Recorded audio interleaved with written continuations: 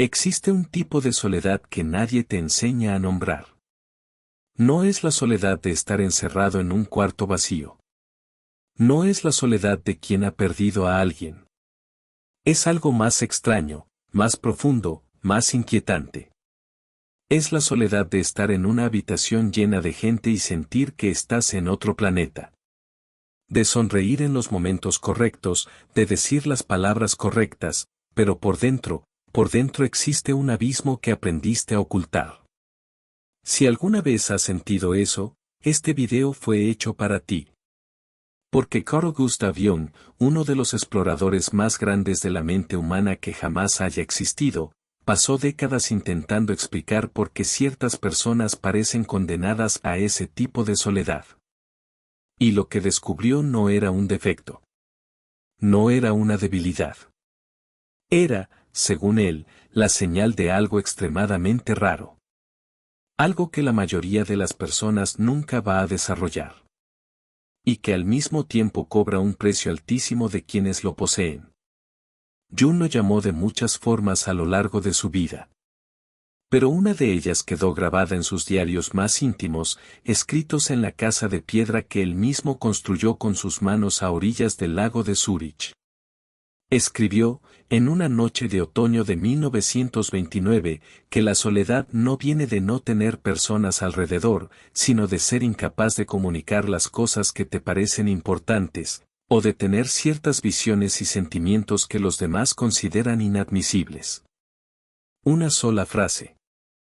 Y la descripción más precisa de un tipo de dolor que millones de personas cargan sin saber cómo nombrarlo.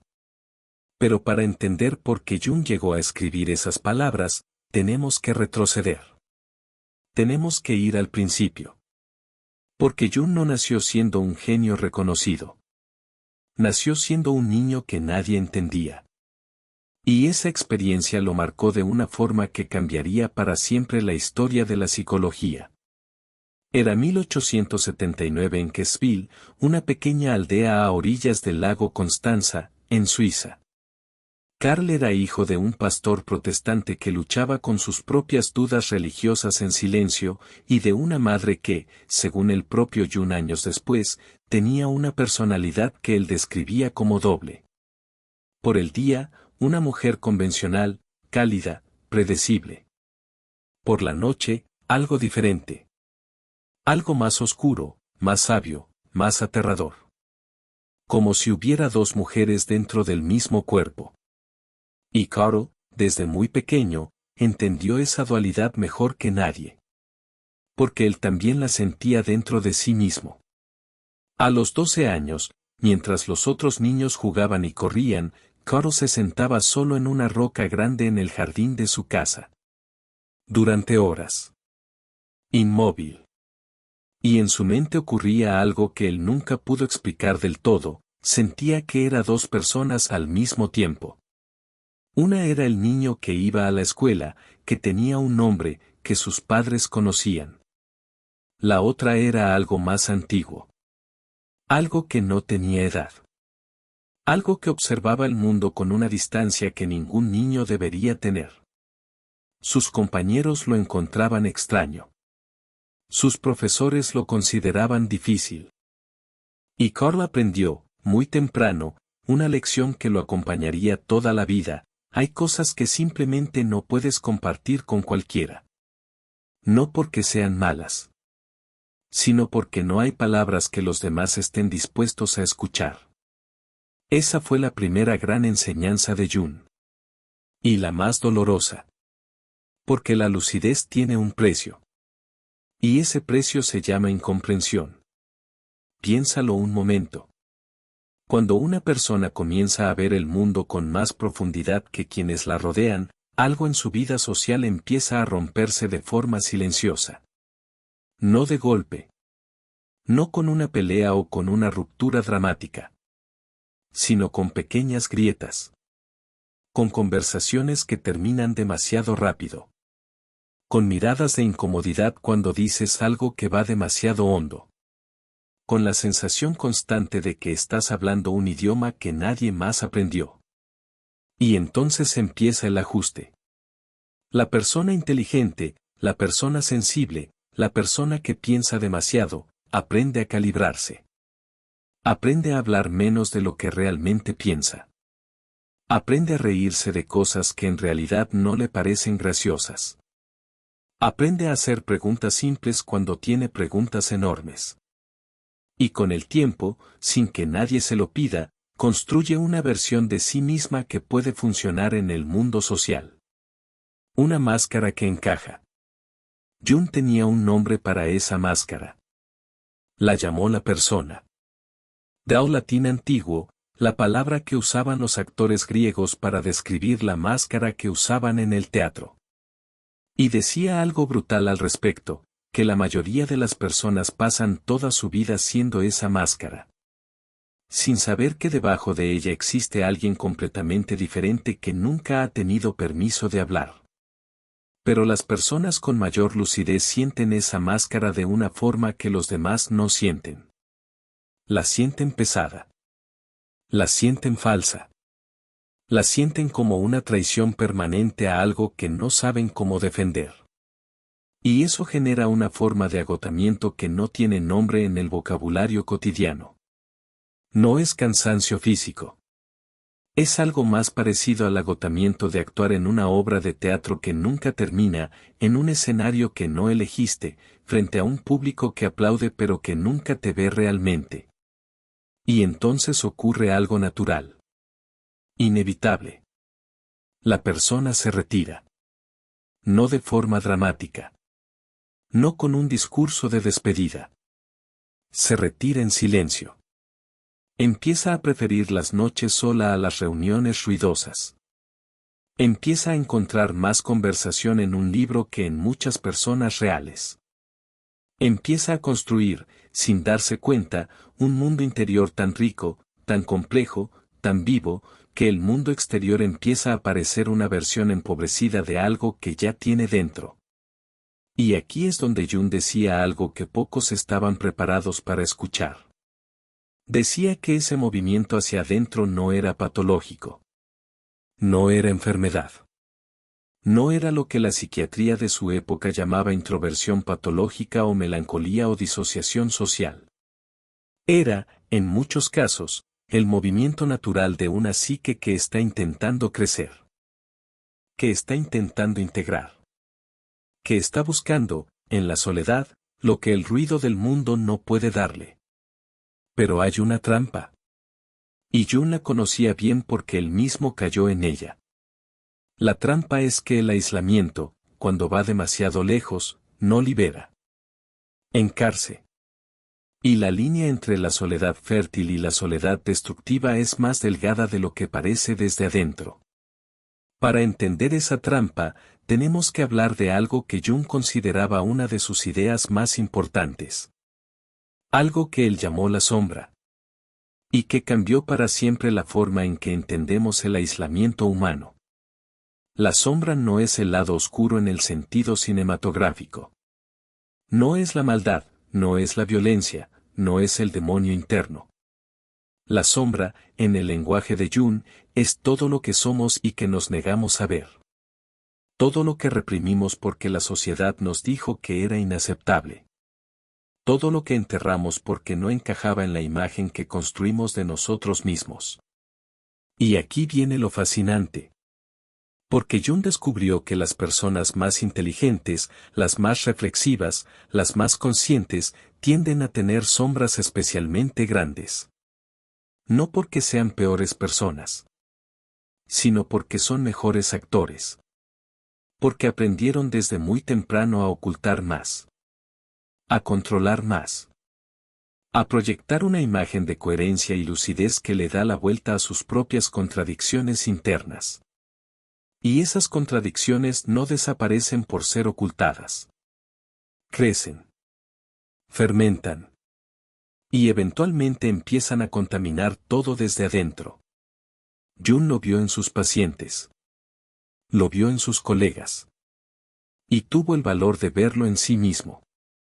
En 1913, a los 38 años, Jung vivió lo que él después llamaría el periodo más oscuro de su existencia. Había roto con Freud, el hombre que había sido su mentor, su padre intelectual, casi su Dios. La ruptura fue dolorosa, pública y devastadora para su carrera. Sus colegas lo abandonaron. Sus pacientes lo abandonaron. Y Jun se quedó solo de una forma que ningún aplauso previo podía prepararte a soportar. Y en esa soledad, hizo algo que pocos hombres en la historia de la psicología han tenido el coraje de hacer. Se miró a sí mismo sin piedad.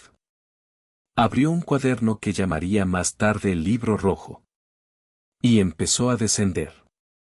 Descender hacia adentro. Hacia las capas más profundas de su propia psique.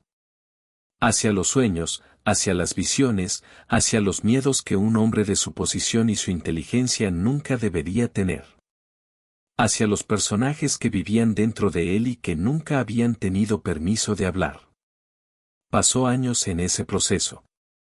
Años de aislamiento casi total. De visiones que él mismo no sabía si eran genialidad o locura. Hubo momentos en que dudó. Momentos en que la línea entre la exploración interior y el colapso psicótico se volvió invisible. Momentos en que Jun, el gran Jun, el hombre que pretendía entender la mente humana, no sabía si iba a sobrevivir a lo que estaba encontrando dentro de sí mismo. Y entonces entendió algo que solo se puede entender desde ese abismo. Entendió que la soledad de la persona lúcida no es solo el resultado de ser incomprendido por los demás. Es también, y sobre todo, el resultado de ser incomprendido por uno mismo. De tener una vida interior tan compleja, tan contradictoria, tan vasta, que incluso el propio habitante de esa vida interior se pierde en ella. Eso es lo que nadie te dice sobre la inteligencia profunda. Que no solo te separa de los demás. También te separa de ti mismo, si no aprendes a navegar lo que está dentro. Jun salió de ese periodo transformado. Con el libro rojo en la mano, con una comprensión del alma humana que ninguna otra experiencia podría haberle dado. Y con algo más. Con la convicción de que la soledad no es el destino de las personas lúcidas. Es su tentación más peligrosa y, al mismo tiempo, su laboratorio más valioso. Porque la soledad bien habitada produce sabiduría. Y la soledad mal habitada produce fantasmas. Pero aquí llega la pregunta que más importa. La que Jun se hizo durante décadas y que tú quizás te estás haciendo en este momento. Si la soledad es tan natural para las personas que piensan profundo, si el aislamiento parece casi inevitable para quienes ven más de lo que los demás ven, entonces, ¿cuál es la salida? ¿Hay una salida? ¿O estamos hablando de una condena permanente disfrazada de profundidad? Jun tenía una respuesta. Y no era la que sus contemporáneos esperaban. No decía que la solución era forzarse a ser más social. No decía que había que eliminar el aislamiento, vencerlo, superarlo como si fuera una debilidad. Tampoco decía que había que abrazarlo completamente y convertirse en un ermitaño con biblioteca. Decía algo mucho más matizado. Mucho más difícil. Y mucho más verdadero. Decía que la tarea de la persona lúcida no es escapar de su soledad. Es transformarla. Convertir el aislamiento involuntario, ese que duele, ese que separa, ese que genera resentimiento y amargura, en saletud. Una palabra del inglés que en español no tiene traducción perfecta. Algo parecido a la soledad elegida. La soledad que no es ausencia de conexión sino presencia total con uno mismo. Y esa transformación, según Jun, no ocurre sola. Requiere trabajo. Requiere honestidad. Requiere lo que él llamó el proceso de individuación. Que no es otra cosa que el viaje de convertirte en quien realmente eres, en lugar de seguir siendo la suma de lo que los demás necesitaban que fueras. Es un viaje que asusta. Porque implica encontrar la sombra y no huir de ella. Implica ver las contradicciones internas sin disfrazarlas de virtudes. Implica renunciar a la comodidad de la máscara y soportar la incomodidad de ser visible sin protección. Pero Jung decía que ese viaje era el único que valía la pena hacer. Que todo lo demás, la fama, el reconocimiento, el éxito social, la validación constante de los demás, era ruido. Era la persona hablando más fuerte que el alma. Y aquí es donde su historia se vuelve más contemporánea de lo que parece. Porque vivimos en un mundo que ha creado las condiciones perfectas para multiplicar ese tipo de soledad y hacerla invisible al mismo tiempo. Las redes sociales nos dan la ilusión de conexión permanente. Podemos tener 500 conversaciones al día y ninguna que llegue a ningún lugar real. Podemos compartir pensamientos con miles de personas y sentirnos completamente incomprendidos por todas ellas. Podemos estar disponibles 24 horas y estar más solos que nunca. Jung murió en 1961. Nunca vio un teléfono inteligente. Nunca vio Instagram ni Twitter ni TikTok. Pero describió con precisión quirúrgica el mecanismo exacto que hace que todas esas plataformas sean, para muchas personas, herramientas de aislamiento disfrazadas de conexión. Porque promueven la persona. Recompensan la máscara. Premian la versión curada, controlada, presentable de uno mismo. Y castigan, con el silencio del algoritmo, todo lo que sea demasiado verdadero, demasiado incómodo, demasiado real. Y las personas más lúcidas lo sienten. Sienten esa falsedad de forma casi física. Y entonces hacen lo que siempre han hecho. Se retiran. Se desconectan. O se quedan, pero desde una distancia interna que nadie ve. Y el ciclo continúa. Pero hay algo más que Jung descubrió. Algo que quizás sea la parte más esperanzadora de todo lo que estamos hablando. Y es esto, la conexión genuina entre personas lúcidas no solo es posible. Es, cuando ocurre, de una intensidad que ninguna otra forma de conexión puede igualar.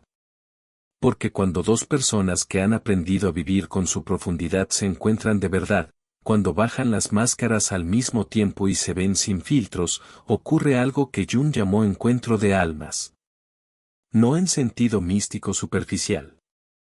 En sentido psicológico profundo. El encuentro de dos mundos interiores que finalmente se reconocen. Que finalmente dicen, sin palabras, yo también. Yo también siento eso que no se puede explicar. Yo también cargo eso que no tiene nombre. Yo también. Y esos encuentros, aunque escasos, aunque difíciles de encontrar, aunque a veces separados por años de soledad entre uno y otro, son suficientes. Son más que suficientes. Son, según Jung, lo que hace que el viaje valga la pena. No necesitas una tribu entera. No necesitas ser comprendido por todos. Necesitas, en algún momento de tu vida, ser comprendido de verdad por alguien. Una vez. Con profundidad. Y esa experiencia, decía Jung, cambia todo lo que viene después. Pero hay un requisito. Y es el más difícil de todos. Para ser comprendido de verdad, primero tienes que dejar de ocultarte. Tienes que estar dispuesto a mostrar lo que hay debajo de la máscara. Lo incómodo. Lo contradictorio. Lo que te da vergüenza. Lo que no encaja con la imagen de persona lúcida y controlada que construiste durante años. Porque nadie puede conectar con tu máscara. Solo pueden conectar con lo que hay detrás. Y eso requiere un tipo de coraje que no se parece en nada al coraje físico. Es el coraje de ser visible. De ser real. De arriesgarte a que alguien te vea de verdad y decida que no quiere quedarse. Ese riesgo es el precio de la conexión genuina. Y Jung decía que no existe otra forma de llegar ahí. Al final de su vida, sentado en su torre de piedra en Bollingen, el lugar que construyó con sus propias manos y donde pasó sus años más profundos solo, Jung escribió algo que resume todo lo que hemos estado hablando esta noche. Escribió que la vida que no ha sido examinada es una vida que no ha sido vivida del todo. Pero que la vida que solo ha sido examinada, sin ser compartida, sin arriesgarse al contacto real con el otro, es también una vida a medias. La lucidez sin conexión es una prisión muy inteligente.